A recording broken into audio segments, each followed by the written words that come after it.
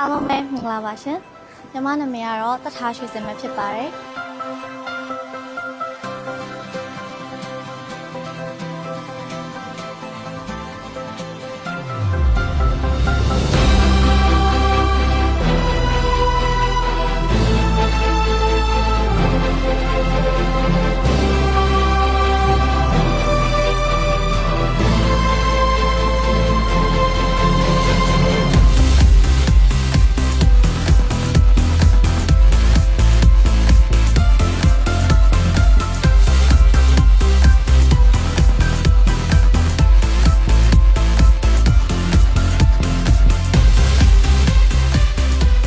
တကတော့19နှစ်ဖြစ်ပါတယ်ရှင်။ဒီမှာကတော့ဒီ Miss Universe မြန်မာ2026ပြိုင်ပွဲကြီးမှာ